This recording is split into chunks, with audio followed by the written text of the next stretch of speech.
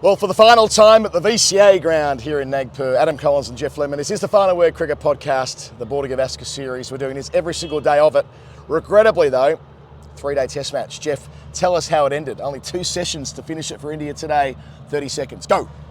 In 30 seconds, India kept batting. Jadeja got out early, but Akshar Patel carried on. Mohammed Shami got dropped, hit 3 sixes, made 37. Happy days, making hay. I got out eventually, but look, Akshar Patel went on to 84. India made exactly 400, a few more runs put on with Siraj, who was not out at the end, and that was way too much for Australia. That was a lead of 200 and I can't remember, 20-something maybe. And Australia got nowhere bloody near it. They got bowled out for 91. Everybody was league before wicket, pretty much everybody, all through the middle. Ashwin 5 for 37, Jadeja a couple more. Australia absolutely destroyed inside 3 days. Rissoled, I think is the official terminology. Rissoled. I'll fill in a few gaps for you, shall we? Shami did make 37 in a partnership of 50 with Akshar that really made it tough. They get here this morning and Todd Murphy bowls quite the spell to Jadeja to get him within maybe 15 minutes of the resumption for 70, bending back his off stump, the perfect setup, the little UFOs that he bowls that are so effective that we spoke about last night. It was a gorgeous setup. And for the briefest moment, the conversation we were having last night around, well, if Australia could bowl him out quickly and get 150 ahead, it might be a great finish. But Shami doesn't allow that to happen. He's the one who actually counterattacks. He's the one who goes after Murphy into a lesser extent line. And that gives them that breathing room. After he gets dropped, crucially. Down the ground off Boland, wasn't it? Yes, Boland. Boland is down at long on. Shami does what Shami does, takes on Lyon, big heave down the ground, Boland's under it. It's not an easy catch because it's so high in the air, but it's straightforward in that his positioning is right. He's in exactly the right spot. He doesn't have to, he moves into the spot, he knows where it's falling, his feet are planted, he's comfortable, he's steady, both hands are up, round about his left shoulder. He gets it in the middle of both of his hands and the ball bursts through the gap between his hands and drops back over his shoulder. So, I mean, and you just felt all of the air go out of Australia at that point, and that's when Shami said, oh well, it's my day, time to start hitting spinners over the fence. And they dropped catches yesterday too. Steve Smith put a crucial catch down when that Jadeja-Akshar partnership was building. And really, 2 words, scoreboard pressure, became what defined the rest of the day. So Akshar keeps doing his thing. Siraj and he add 20 more together. 223 was the lead. And instead of talking about Australia maybe batting for, 6 or 7 hours and making the game interesting, instead it's, well, can they even make India bat again? So it proved they couldn't. All out for 91. The lowest score Australia have ever made in India. The previous lowest was 93. So a little bit of unwanted history for them. They're now 1 in 16 after their win at Nagpur in 2004 against India in India. It was an absolute hiding. Ashwin takes 4 of the first 5. 5 of the first 6 were league before wicket, including Jadeja picking up Labuschagne. And within about, 45 minutes, it was clear this was going to be over before tea on day 3. India win eventually by an innings of 132 runs. Australia have been steamrolled in a way that they weren't in 2017. They won at Pune in a similar kind of test match in a way, but on the other side of the ledger with Australia getting the best of the conditions. They nearly won in Bangalore and should have won there. A brave draw in Ranchi, and they were just outplayed in Dharamshala but not disgraced.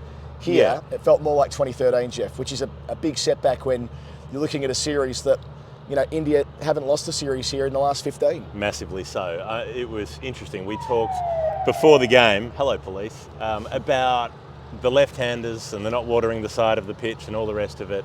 The Australian left-handers, I think Rick Finlay pointed this out, made 67 runs between them for 10 wickets. And Carey made 46 of those. Yeah, so you could look at that and say, well, it was true, it was diabolical for left-handers. They couldn't bat there. The only thing against that is Jadeja 70, Akshar Patel 84.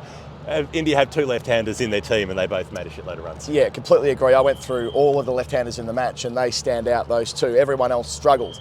Carey, I think, was 3rd with 46. He swept, I think, every single one of those 46 runs. He was one of the dismissals that came towards the end from the bowling of Jadeja when reverse sweeping. Second time in the test out that way, but I really don't blame him. I mean, when he came in, it was like, the match was gone. What else can you say? And they even, were 5 for 40, were they, when he came in? And even to a little bit of an extent, I feel the same way about Renshaw and Hanscom, and that comes back to the scoreboard pressure point I made before. Yeah, they're coming in so far behind in the test match, they're on a hiding to nothing, and they don't get in. Pat Cummins in the post-game presentation was more critical of players who got in on day 1 and weren't able to go on with it, and how everything changed when Labuschagne got out. It was the epitome of that. He was tied up by Jadeja, a plan that he bowled to him, that ball that dipped and spun, and that seemed to be the turning point in this whole Test match. Well, exactly, yeah. Labuschagne gets out for 49 in the first innings. Smith makes 37.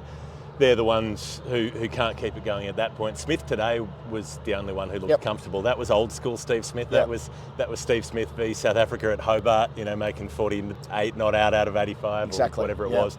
The only one who looks like he actually knows how to bat when everybody else was... Look, I mean, they were a bit frazzled. They'd had a long day in the field and so on, but still, it was day 3 of the Test match. It's not like that point of fatigue at the end of the 5th day when you're absolutely spent if you're used to doing this time after time, and it was that slow motion collapse too. It wasn't one of those 5 wickets in 2 overs kind of jobs. It was more like the England first innings at Headingley, where it was just every few overs there's a wicket, there's another wicket, there's another wicket, and it's curious in Test cricket. It just looked so easy. Basically, it was Ashwin bowls a straight ball, hits someone on the pad, and they're out. It's not that easy. It's because he's spinning it away so sharply at other times. It's because you don't know which one's spinning and which one's going on with the arm. But after, Khawaja goes early and immediately you think, well, a lot of Australia's recent success has come when Khawaja's played a long innings. He plays one ultra gorgeous, sealed centrefold section kind of cover drive that he threads between about 3 fielders who are all set there to block it, and he just whoosh out of the rough against Ashwin, and then he tries to play the same shot 3 or 4 balls later, and he's just not quite to the pitch of it. It's not full enough. It turns, he edges it to slip, and then it's just the LBW avalanche follows after that. Yeah, not to the pitch, and that was the only one where really there was a puff of dust because it was the new ball, and they threw the new ball to Ashwin. So credit again to the strategic brain of Rohit Sharma to pull the right changes when he needed to. Ashwin 5 to go with his 3 from the first innings, so 8 wickets takes him to 457. He's only 4 behind Lyon. Decent chance he'll overtake Lyon in that cat and mouse contest that we foreshadowed in our preview to the series. Jadeja, you know what else? He's got 97 wickets against Australia. And he's got 100 league befores, and even 100 league befores our statistician Phil Long pulled up today, which I quite enjoyed. So 70 wickets against Australia now for Jadeja, 97 for Ashwin. They've got 167 between them just against Australia. 2013, 2017, and today they're still doing it. It's happening again. Yeah, Jadeja was player of the match for his 7 wickets, 5 on the first day. All the hits of the 80s, the 90s, and today. That worked well on Double TFM. So, gosh, stretching the niche market there. Yeah. Where are we? There are a lot of Double TFM aficionados in India, I am sure. Stigma Rebo obviously had a big cultural impact in where we are at the moment in Nagpur, in the Orange City. If you've watched the show closely over the years, you know that when I get around in an Ansett Australia shirt, I have a lot of people coming up to have a conversation with me about Australia's secondary airline of the 90s. If I got around in a Double TFM shirt, I am sure in Nagpur that a few conversations would be started on that basis. Maybe we should get them as a client. What have they turned into these days? We'll find out. We'll find out. By the way, where are we standing right now? We're in the miniature Nagpur ground, the replica ground. The pitch looks a little bit more cracked than the one in the middle. A pretty big one opening up on a length at this end. That's the whacker. I wonder if they've doctored that one because they aren't so quite wide down at this end. But yeah, this is the scene of the crime. This is the Nagpur ground that we're allowed to film in without being kicked out of the country by the television broadcasters. Yeah, that's right. You've got the big VCA behind us. You might see that I'm wearing... Victorian College of the Arts. That's what that means on St Kilda Road. Victorian Cricket Association. Before they changed the name unnecessarily. I'm wearing runners and jeans. Oh. I've never been a runners and jeans kind of guy. Okay. I figure I'm 38. I've now got 2 children as of 5 weeks ago. Yep. I'm allowed to wear runners and jeans. You're allowed to wear comfortable shoes. Yeah, 3G. All right, what is it about? What is it about? Being on a plane and saying you can catch up time later, just go quicker all the time. They don't even serve you peanuts on a plane. What would you talk about now? You'd be like, what's the deal with soya crisps? What's the deal with that mixture of pretzels and other nuts, What? Yeah, okay, enough sci-fi. But that's why I look the way I do. But we've got the big VCA sign behind us, and we've had a great time here in Nagpur at this ground. I reckon that it's actually an underrated element to this place. They take great pride in all the streets around the ground, and the trees are so well looked after, and the people have been so friendly. I'm sad that we're only here for 3 of the 5 days, and I suppose that happens when one side is clearly outmatched. And, I come back to my previous point about 17 and 13. This was a 2013 loss. Yeah. And they put so much work into... I remember when we were in Bangladesh in 2017, that Usman Khawaja was picked, and that was after the India series. It was in October, or August actually. And they picked him because they wanted him ready to play in India the next time, right? So it was all about this long run-up. Darren Lehman spoke about it, Steve Smith spoke about it, and that wasn't to make make light of Usman making no runs this week. It's more just the idea that winning in India the next time after 17, I mean, it's kind of like Steve Waugh Final Frontier stuff, right? Yep.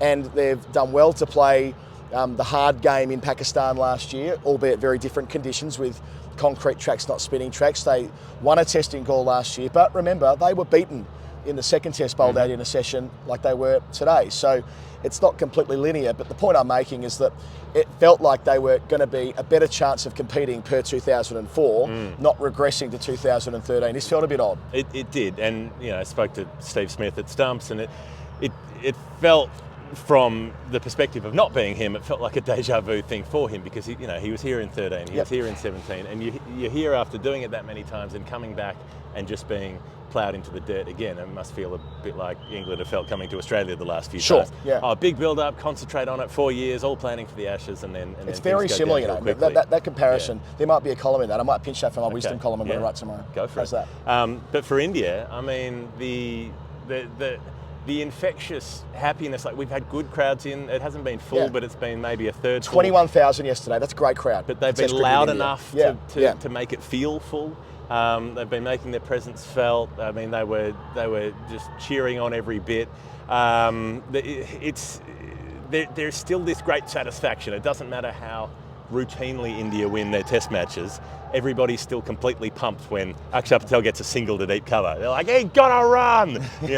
It's hard not to be buoyed by that enthusiasm, and it's contagious. Yeah, I completely agree. So this will be our last show from Nagpur from the daily perspective. What are we going to do? We've got to fill in two Let us know in the Nagpur. comments. I mean, there's the Tiger option, which you're against, and that's fine. There's the Mandarins. I really want to see these Nagpur oranges, which are apparently meant to be mandarins, which is why I saw a beautiful sky last night where it was an orange sky over the back of the stadium when we were leaving. I'm like, this feels quite appropriate. So we'll do all of those things. We'll keep making our daily shows and our weekend shows. What else are we missing from today's play? I reckon the Australian selection conversation's one worth briefly this is having. an interesting one.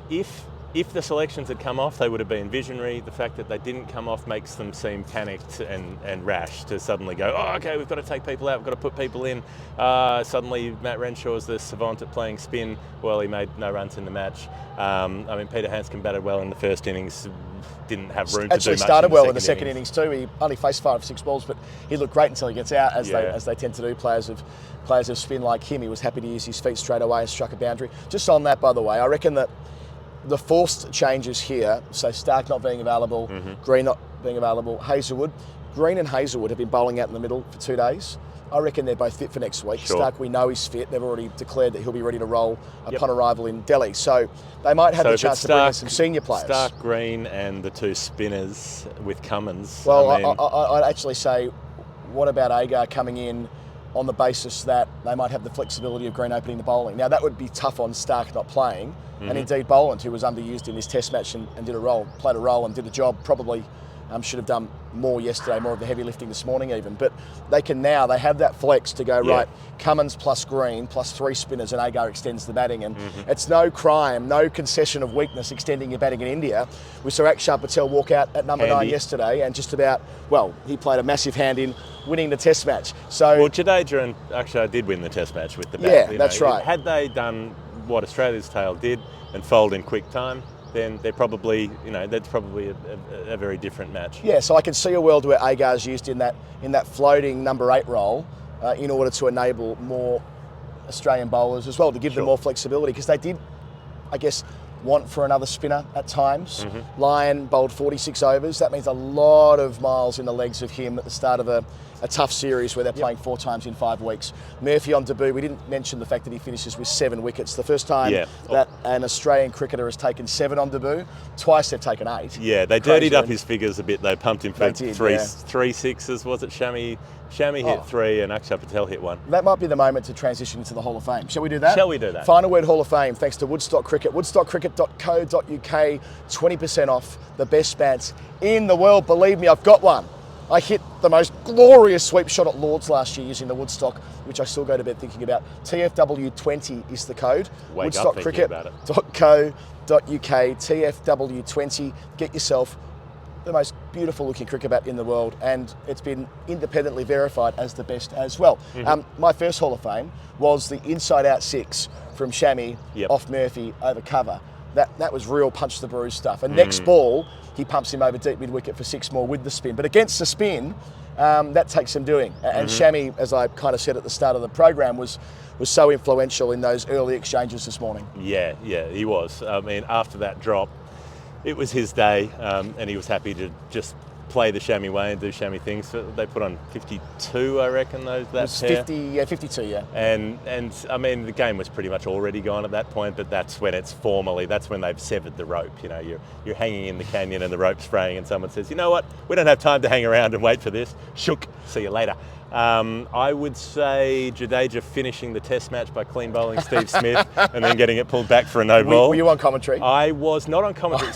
So I was on. The ninth wicket fell, and I had to go downstairs to do the post-match interviews. So I was like, cool, 9 down. Corbin, you get back on to give me time to get downstairs in case the wicket falls. I've no sooner stood up and got ready to leave than the wicket's gone. I'm like, oh shit.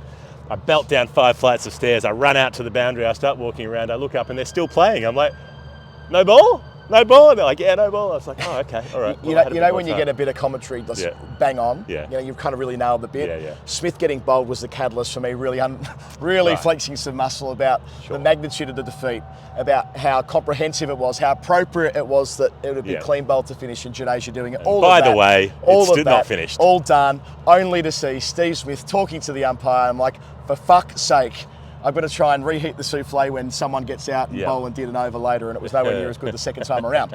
But it would have been so fitting had Jadeja claimed the last wicket too. It would have been 8 for the match. Not to be. I'm sure he'll take 8 more next week. Sure, it would have been 71 for him against Australia. So keep an eye on those tallies. We'll keep an eye on the numbers. The Australians get 2 extra days off.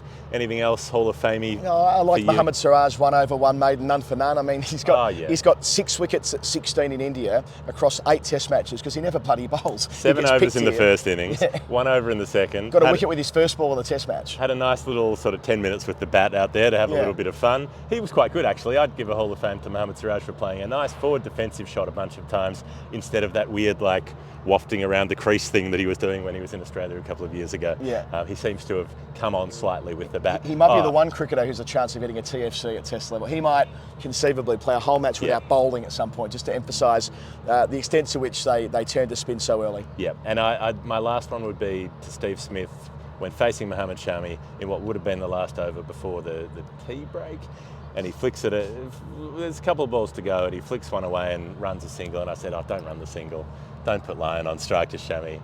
Next, 2 balls later, leg stump out of the ground, extended session, extra half hour, all out. It's like, Stephen. He made some good decisions today. He was 25 not out. I felt sorry for him, having no one go with him. He came down and hit a 6 from Jadeja over long on and pushed the field back, and he was pretty pleased with his ability to manipulate the field there, but the single wasn't on. A few further thank yous as we finish up for this week, or at least this Test match. To everybody who's found the final word over the last 3 nights. Our numbers have been quite big on YouTube. I suspect that's a surge of new people finding us in India, following your side, and that's wonderful. And also the listeners on the podcast feed itself. We'll be doing daily shows and weekend shows from Nagpur, then Delhi over the next few days. So just because the Test isn't on doesn't mean we're not doing our thing. So make sure if you're with us on the YouTube channel, find the Final Word Cricket on the podcast channel as well. Subscribe there and you'll get everything that Jeff and I make. Most of our shows are much longer than this, but we only do the sort of 15-20 minute version at the end of play at a Test match. And most of it's not on video, it's on an audio podcast feed, so you can find it there. If you want to support the show, you can do that at patreon.com/thefinalword. That definitely helps us keep doing what we're doing, travelling around India and making those shows. And as for now, it's bloody hot. I'm sweating like a... What sweat? I mean, pigs don't sweat. People want to say you're sweating like a pig, but you can't. Pigs don't sweat. That's why they roll in mud, to cool themselves down, because they don't have sweat glands. Get your facts right when you're talking about pigs. Curly tail, yes. Sweating, no. I'm sweating like me. The buses are leaving. The alarms are going off. The Indian team's looking confused at us out the window. See you later. They're in the purple bus. Time for us to get out of here. We'll see you in Delhi, if not before. Good night. Later. Farewell. Amen.